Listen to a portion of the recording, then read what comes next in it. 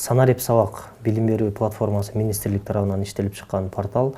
Бул порталга кирүү үчүн oku.edu.gov.kg адресине кирүү керек.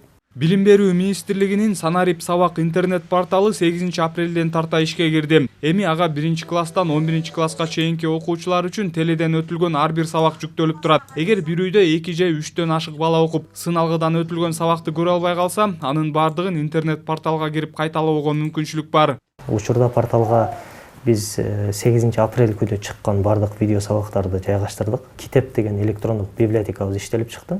Бул библиотекага ошол мектепте окулуучу бардык предметтер боюнча окуу китептеринин электрондук варианты киргизилген. Бул жерде абдан жогорку деңгээлде жасалган видео сабактар, аудио сабактар, анимациялык сабактар, билимин текшерүүчү билим берүү ресурстары жайгашкан. Сайттын ичинде эле 10дон ашык жергиликтүү жана эл аралык билим берүү порталдарына шилтемелер бар. Андан окуучулар гана эмес, мугалимдер, ата-энелер да өздөрүн кызыктырган маалыматтарды, суроолоруна жоопторду ала алышат.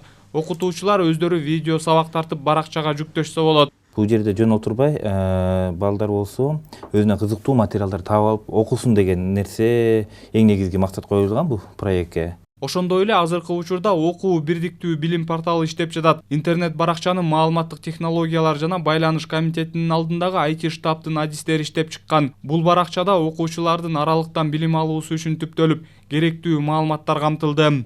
Мисалы, мен 6 классмын да. 6 класста атканда бул 6 класска тиешелүү маалыматтар чыгып калды. Телевидениядан чыккан сабактар бар, жана андан да тышкары биздин мугалимдер Кыргызстандан тартып өздөрү YouTube каналдага чыгаргандарын биз чогултуп, бир жерге чогултуп чыгара атабыз да.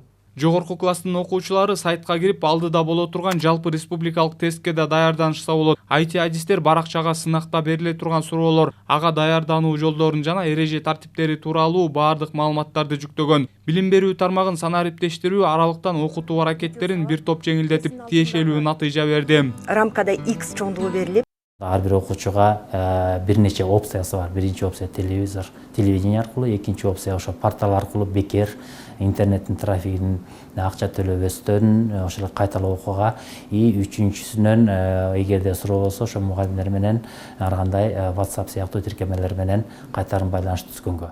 Адистер мындан аркы ишин бала бакча тарбиялануучулары үчүн жана жогорку окуу жайлардын программаларын сайтка киргизүү менен улантмакчы.